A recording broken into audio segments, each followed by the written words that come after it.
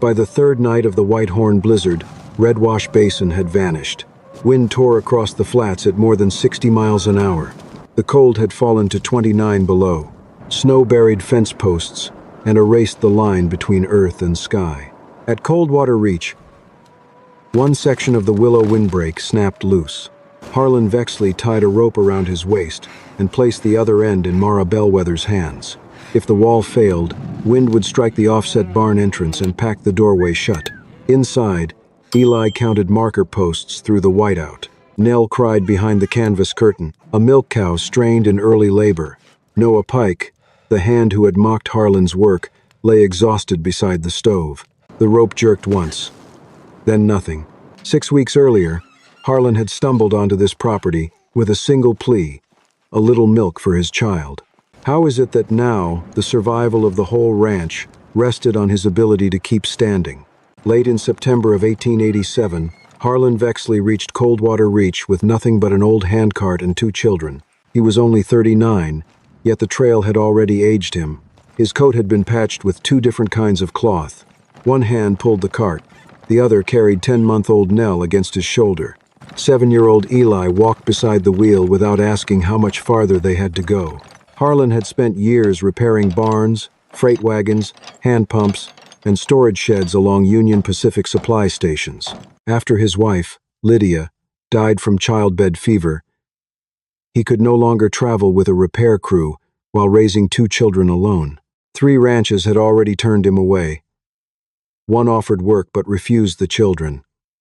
Another gave them a bed for 1 night before sending them back onto the road. A third suggested that Nell would be better off with another family. Harlan walked away. On their last day before reaching the ranch, Nell could only be calmed with thin grain porridge. Eli quietly tucked half his cornbread deep inside his coat, even after his father promised there would be food tomorrow. Harlan saw it and understood the truth. The boy no longer believed in tomorrow. Then Coldwater Reach appeared beyond a wind-scoured rise. The barn roof sagged. Its main doors faced the northwest wind. An old willow row stood too close and half dead. Smoke streamed sideways from the chimney. But inside the corral, milk cows were still standing. Mara Bellwether, the widowed owner of Coldwater Reach Ranch, stood beside the stock trough, breaking a thin sheet of early ice with the back of a hammer. It was far too early in the season for water to freeze. She watched the stranger and the 2 children before asking a single question. Her sleeves were rolled above her elbows. A feed ledger rested beneath her belt. One leather glove had been worn smooth by years of holding reins. Nothing about her suggested someone waiting to be rescued. "What kind of work do you know?" she asked. Harlan answered without offering his story. "Barn frames, hand pumps, water troughs, wagon wheels, roofs, doors, hay storage. And what do you need?" His eyes settled on Nell, who quietly chewed the corner of her blanket because hunger had lasted longer than tears. "Give my kids milk. Let us sleep somewhere out of the wind. I'll fix what winter is about to break." Mara glanced toward her barn. "What makes you think anything is broken?" Harlan raised one hand toward the buildings beyond the fence. "Your barn doors face the northwest wind. Your hay is pulling moisture from the ground. That water line will freeze before the first real cold front." Silence settled between them. Confidence was easy to find on the frontier. Proof was not. Mara looked at Eli. Then she looked at Nell, still resting against Harlan's shoulder. She stepped forward without answering his claims. Instead, she gently lifted the little girl from his trembling arms. "The milk comes first," she said quietly. "Your claims can wait until morning." Mara led them into the kitchen without another question. She warmed fresh cow's milk with a little water, tested it against the inside of her wrist, then nodded toward Harlan.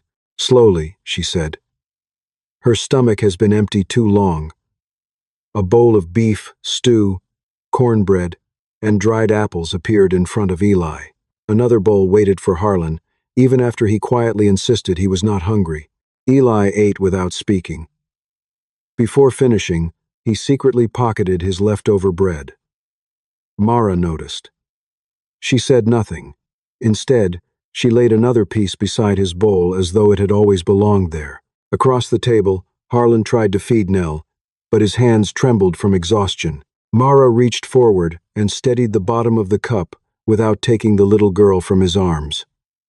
Between quiet bites, they exchanged only the facts that mattered. Lydia had died 6 months earlier from childbed fever. Calder Bellwether, Mara's late husband and the ranch's former builder, had been killed 3 winters earlier when a logging wagon slid from an icy mountain road. Mara had never had children. Coldwater Reach was carrying debt after losing 9 head of cattle the previous winter. Later that evening, Mara opened the old foreman's room. From a storage loft, she carried down a cradle. Calder had started years before. One rail was still rough, never sanded smooth. Harlan noticed she had kept it all this time instead of burning it for firewood. That night, Nell slept peacefully in the unfinished cradle. Eli fell asleep, his hand still tightly guarding the hoarded bread in his pocket. Before sunrise, Harlan was already walking the entire ranch. He did not pick up a hammer. He did not move a single board. He watched first. A short piece of wool hung beside the barn door, showing him how the wind curled through the opening. He dug into the floor beneath the haystack with a shovel and found damp earth beneath the bottom layer. He poured water into one section of the trough and watched how slowly it drained away. Inside the house, a thin line of frost clung to the shrinking chinking between the logs. Outside, old ridges of hardened snow still rested against the fence where the previous winter had piled them. Mara followed without announcing herself. When Harlan finally spoke, he pointed instead of waving his hands. The barn isn't losing heat because it needs thicker walls. It's losing heat because the wind walks straight through the doors. He knelt beside the hay. This stack is spoiling from the bottom up. Then he pointed toward the pump. The water line is too shallow. It has nowhere to drain after use. His hand rested against the wall of the house. The chinking has pulled away from the logs. Finally, he looked toward the dying row of willow. Those trees are too close. Last winter the snow drifted exactly where you needed an open doorway. Mara folded her arms. Calder planted those willows. Harlan shook his head. He wasn't wrong. She looked at him, surprised. They work against spring winds, he continued. Winter storms come from a different direction. The trees stayed the same. The weather didn't. Some of the tension left her face. Harlan looked across the ranch one more time. 6 weeks, he said. Water first, hay second, then the windbreak, the offset entrance. Fresh. Chinking, marker posts before the first storm. Mara studied him for a long moment before pointing toward the tool shed. You get 1 week, she said. Then I'll decide whether you see problems or invent them. Harlan began with the jobs least likely to start an argument. The hay came first. Together, he, Mara, and Eli lifted away the bottom layers of the stack. A sour smell rose from beneath. Several patches felt warm and damp, where moisture had been trapped against the ground. Harlan built a raised crib 8 inches high from old pine rails, already lying behind the shed. Instead of stacking the hay into one large mound again, he divided it into smaller sections and left narrow air channels between them. Eli's job was simple. 8 inches, Harlan said.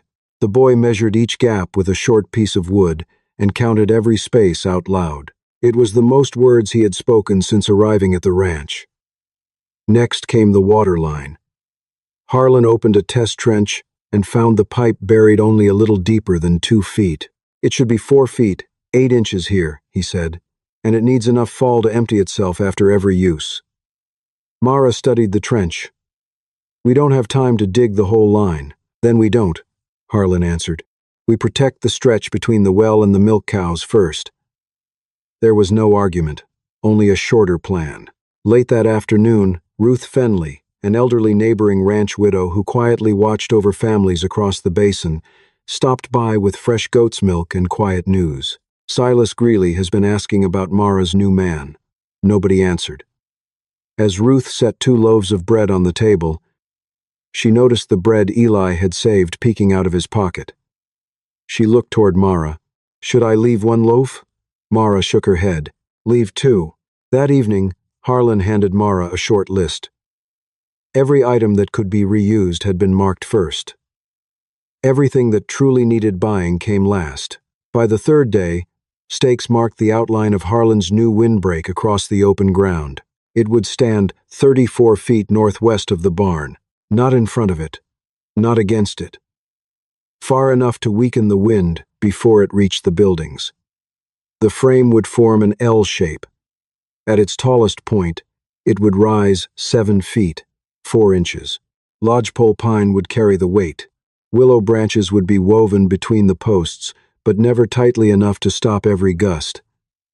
Sod and brush would anchor the base. The shorter arm would shield the path between the house and the barn. Harlan and Eli were driving another post when a horse stopped beside the fence. Silas Greeley, the largest ranch owner in Red Wash Basin and Mara's longtime rival, climbed down without greeting anyone. Years earlier, after Calder Bellwether died, Silas had offered to buy Coldwater Reach for a price Mara had refused. Ever since then, he had spoken about the ranch as though its failure were only a matter of time. He looked over the growing frame and smiled. So this is Vexley's willow wall. His boot nudged one of the posts. All it'll do is catch snow and bury your barn. Harlan rested both hands on the post driver. If I build it too close, you're right. Silas frowned. If. The distance matters more than the wall. Silas turned toward Mara.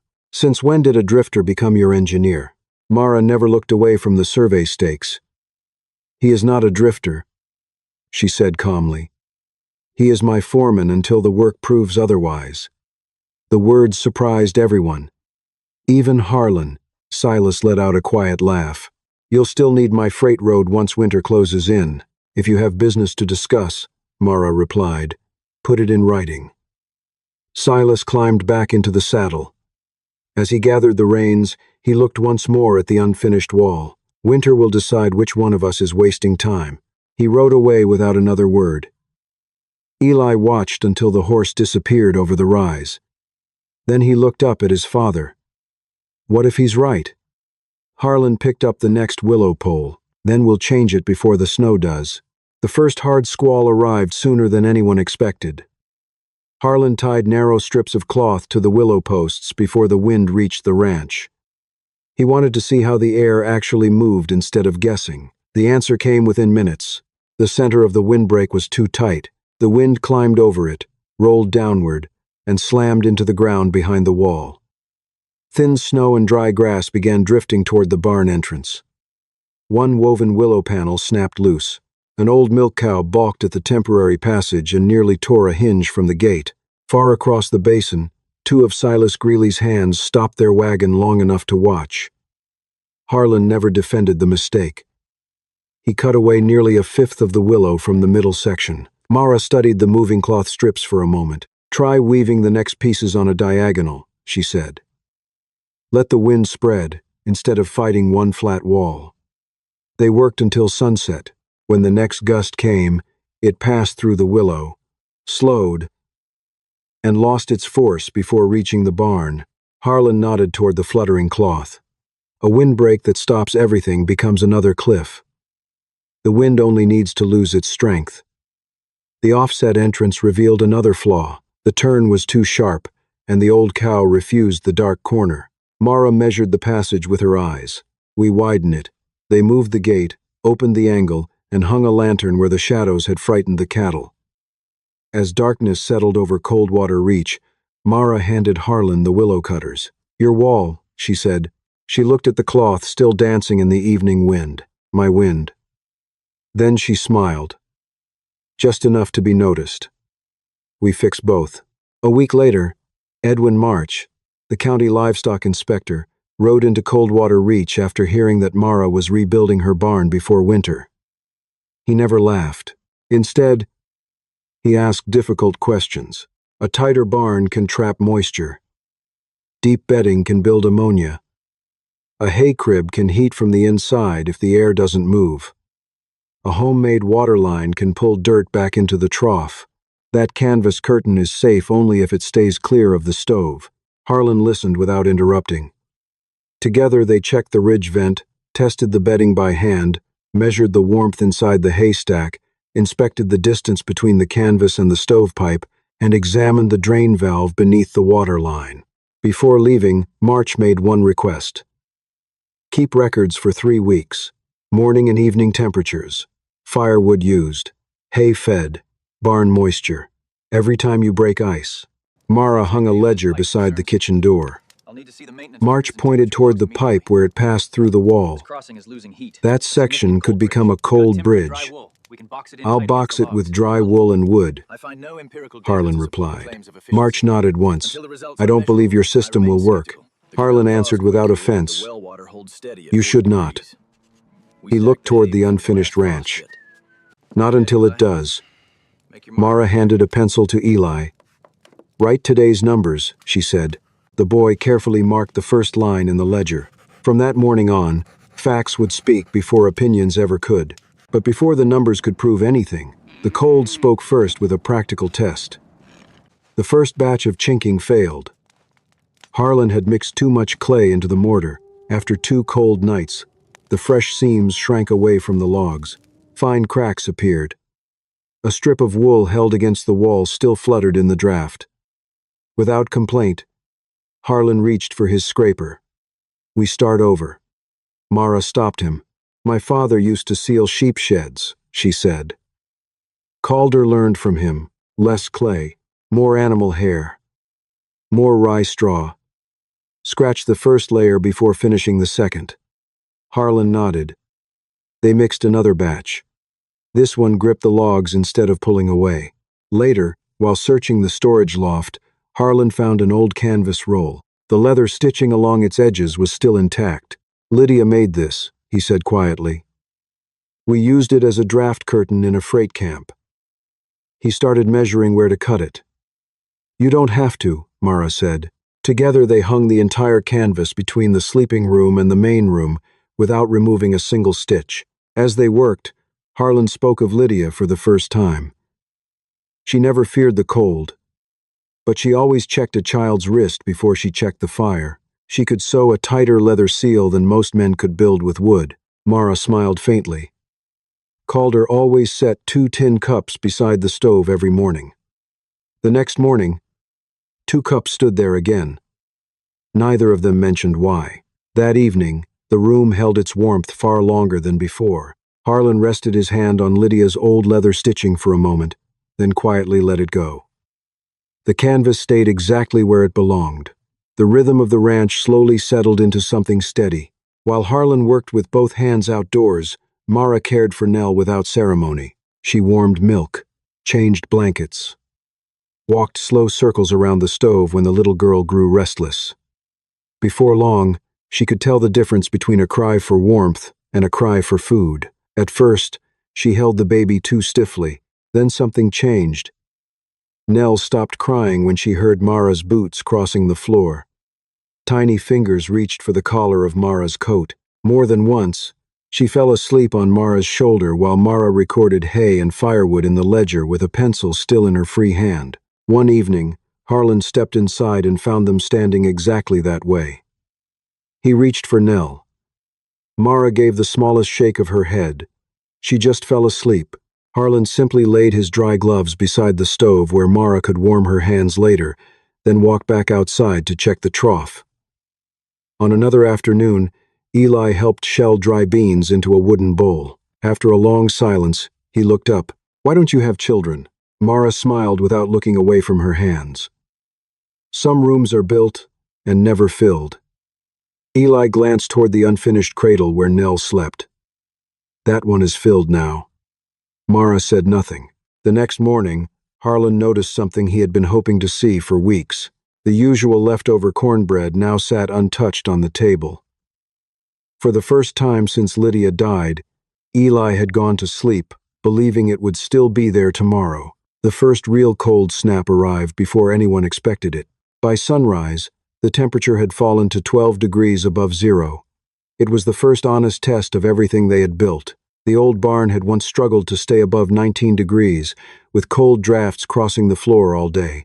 Now, Behind the willow windbreak and the offset entrance, the milk barn held between 30 and 33 degrees whenever the inner doors stayed closed. The house burned only 5 armloads of firewood instead of 7.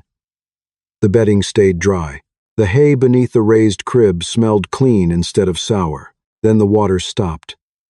The buried line remained open, but the metal coupling beside the trough froze solid. Edwin March had been right. The pipe where it crossed into the open air had become a cold bridge. Harlan grabbed an axe and broke the ice away. I missed it. There was no excuse in his voice. Together, he and Mara lowered the drain valve, built a small wooden box around the coupling, packed it with dry wool waste, wrapped the outside in tarred cloth, and left enough airspace to keep moisture from collecting inside. They worked until nearly midnight.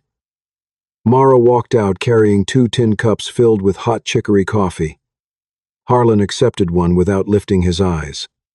I said I'd fix this ranch. You did. The water still froze. Mara blew across the steam before taking a sip. You promised to fix it, she said quietly. You never promised to guess right the first time. The words stayed with him longer than the coffee. The next morning, they filled the trough again. The water flowed. When the cattle finished drinking, the line emptied itself exactly as planned. For the first time, Harlan understood something that had nothing to do with pipes or winter. Mara was not measuring him by whether he ever failed. She was measuring him by whether he stayed until the failure was gone. For 3 weeks, the ledger filled one careful line at a time. Every morning, Eli wrote down the temperature. Mara added the armloads of firewood, the hay fed to the cattle, the milk collected, the moisture inside the bedding, and every time the trough needed breaking. The numbers slowly formed their own argument. Nearly 2 fewer armloads of wood disappeared on cold days. Hay use dropped almost 20%. Milk stayed steady. Since the water line had been repaired, the trough had not frozen once. Edwin March returned and read every page before closing the ledger. I wouldn't call it proven, he said, but it's doing exactly what it should. Later that afternoon, Silas Greeley rode in. When the snow comes, he said, my freight road closes unless you sign spring water rights over to my herd. No, Mara answered. Silas shrugged. A few cold nights aren't winter. Harlan said nothing. After Silas rode away, he asked only one question. How many days of hay if his road stays closed? 19 by the old numbers, Mara replied. Longer if the ledger is right. Harlan studied the gray sky. We prepare for 26. Without another word, Mara opened the ledger, wrote 26 beneath the last entry, and drew a single line beneath it. From that moment forward, the ranch would prepare for the winter they hoped would never come. The sky began changing 3 days before the storm arrived. At noon, Juniper turned her back to the northwest wind and refused to graze. The air grew heavy. Low clouds stretched across the basin in long gray bands. Just before sunset, the wind died without warning. The birds disappeared. Harlan and Mara stopped talking about improvements. Now they prepared for survival. Marker posts went into the ground every 18 feet. The cistern was filled to the top. Hay was moved closer to the barn while keeping the air channels open. Every rope on the willow windbreak was checked again. The milk cows and young calves were moved into the protected section. Extra lanterns were hung inside the offset entrance. A guide rope was tied from the house to the barn. A repair bag waited beside the door. Eli watched the last marker post disappear into the frozen ground. Why do we need both the rope and the posts? Harlan tightened another knot. A rope keeps a man from drifting. Posts tell him whether he's still going somewhere. While searching the shed, Mara found an old stake bearing Calder's hand-cut mark. She carried it to the first position nearest the house.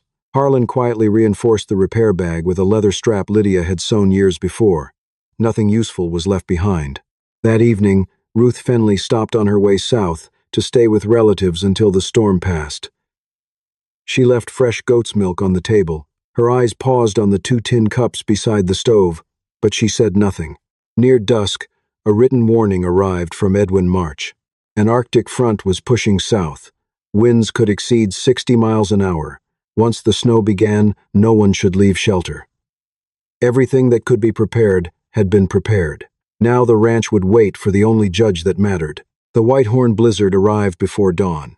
The first blast came from the northwest, exactly as Harlan had predicted. The willow windbreak bent but held. Snow gathered where it was supposed to, well away from the barn doors. The offset entrance broke the direct force of the wind before it reached the cattle. The cistern stayed open beneath its cover. The trough filled, then drained itself before the pipe could freeze. Behind Lydia's canvas curtain, the children's sleeping room held its warmth. Harlan and Mara crossed between the house and the barn one at a time, clipped to the guide rope. By midday, one marker post disappeared beneath drifting snow. The next one still showed its fluttering strip of cloth. Late that afternoon, a dull pounding echoed beyond the windbreak. Harlan followed the line of posts into the white darkness. He found Noah Pike half buried beside the next marker. The horse was gone. His cheeks were white with frostbite. He had lost Silas Greeley's crew hours earlier. "I saw the cloth," Noah whispered. "That's why I kept walking." Harlan brought him inside without saying another word. When Noah woke beside the stove, he spoke between slow breaths. "Silas's north barn. Wind's blowing straight through it. The cattle are packed into one corner. They're still trying to reach water." No one answered. Noah looked up at the canvas hanging between the rooms. Only days earlier, he had laughed at Vexley's willow wall. Now that same system had carried him home. The storm tightened its grip overnight. The temperature fell even lower. Before sunrise, Maple, the oldest milk cow, went into labor weeks too early. Mara took one look and knew something was wrong. The calf was turned. Dr. Amos Keene, the country veterinarian who served ranches across Red Wash Basin, could not reach the ranch. Snow had buried every road. There would be no help beyond the people already inside the barn. While Harlan checked the water line and the windbreak, Mara washed her hands with warm water, tied Maple's tail aside, found the calf's front legs, and worked slowly with the boiled calving straps, exactly as Amos had once shown her. Eli held the lantern. His hands shook. "Look at her eyes," Mara said softly. He obeyed. Harlan returned, just as the final pull was needed. The calf slid onto the dry straw. It did not breathe. Mara cleared its mouth. Harlan rubbed its ribs with clean straw. Without being asked, Eli placed a dry towel into Mara's hand. For one long moment, nothing happened. Then the calf drew its first breath. Everyone stopped moving. From the house, Nell began to cry. Still weak from the day before, Noah pulled the unfinished cradle closer to the stove and quietly warmed another bottle of milk. No one stood outside the work anymore. The dry bedding kept the newborn off the frozen floor. The offset entrance held the wind outside the calving stall. Running water made clean hands possible. The lantern hanging in the widened passage kept the cattle calm. Eli finally let out the breath he had been holding since the calf had fallen into the straw. The third day brought the hardest wind. Just after noon, one of the lashings on the north section of the willow windbreak snapped. The woven panel shook violently. If it failed, the wind would pour straight through the offset passage. Snow would bury the barn entrance. Within hours, the cattle could be sealed inside.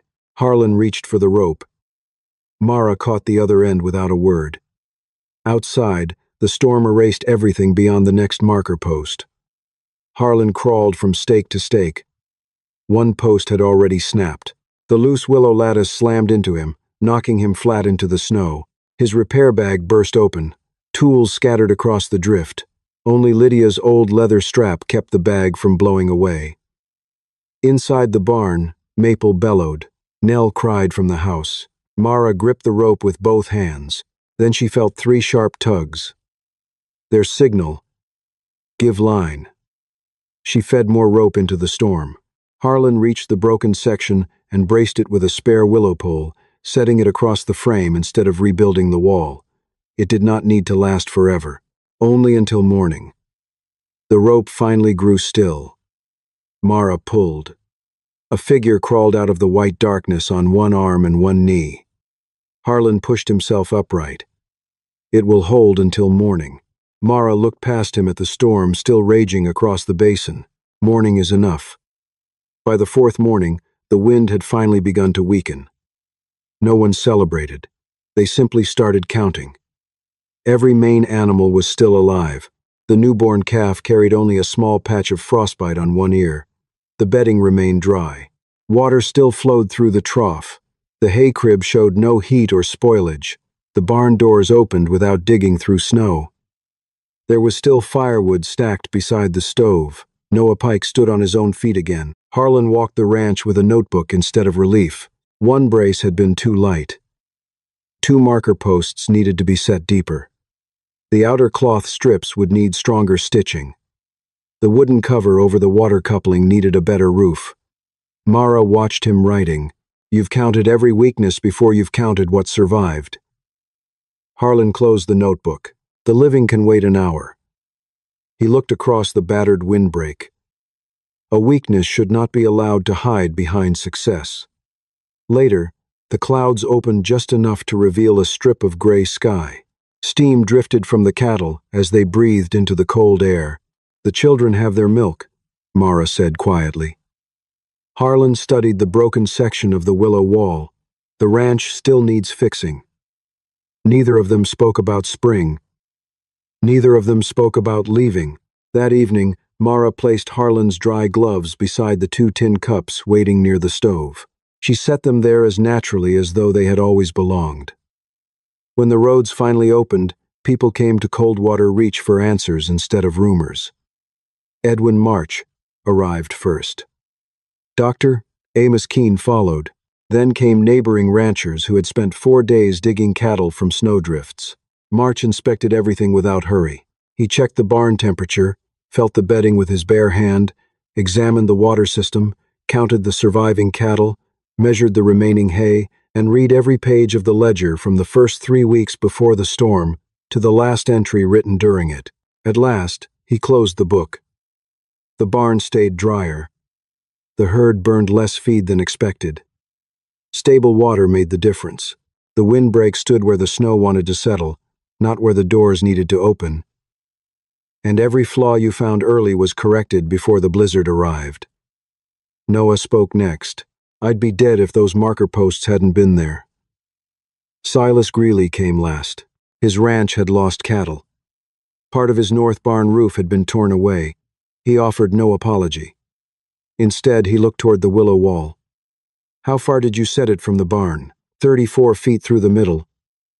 Harlan answered. Then we adjusted for the ground, and you never weave it tight enough to stop the wind completely. Silas nodded once. Show me. Harlan walked beside him across the snow without another word. Later, after everyone had gone, Mara led Harlan into the ranch office. She placed a folded agreement on the desk. It granted him a share of the ranch's profits, authority over water systems, structural work, and winter preparation. One final line stood apart from the rest. Eli and Nell would always have a home at Coldwater Reach, regardless of what happened between the 2 adults. Harlan looked up. Why would you give me part of something that has always belonged to you? Mara met his eyes without hesitation. I'm not giving you what was mine. She gently turned the agreement toward him. I'm naming what you already carried. That evening, after the agreement had been signed, Harlan and Mara sat beside the stove while the ranch settled into its first quiet night since the blizzard. The fire burned low. Neither of them hurried to fill the silence. At last, Harlan looked into his cup. I came here asking for milk. I never meant to owe you a life. Mara rested both hands around her coffee. You don't owe me one. But there is one here. If you mean to share it. Harlan smiled for the first time in months. I'll stay until the snow is gone. Mara looked toward the window where patches of ice still clung to the fence. Stay until the grass comes back. He lifted his eyes. Longer than that.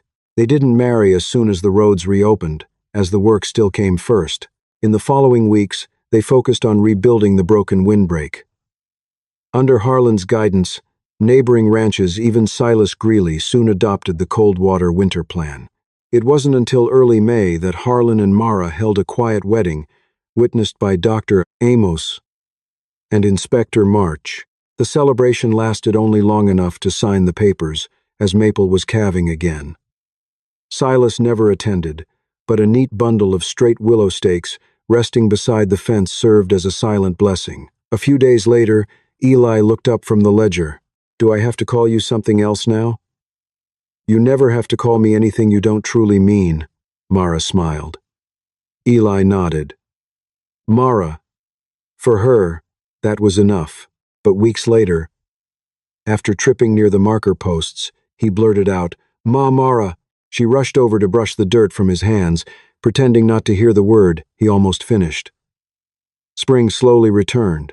Beside the barn post where Eli had just carved a new snow line, little Nell took careful, unsteady steps toward Mara. "Ma," the tiny voice drifted across the yard.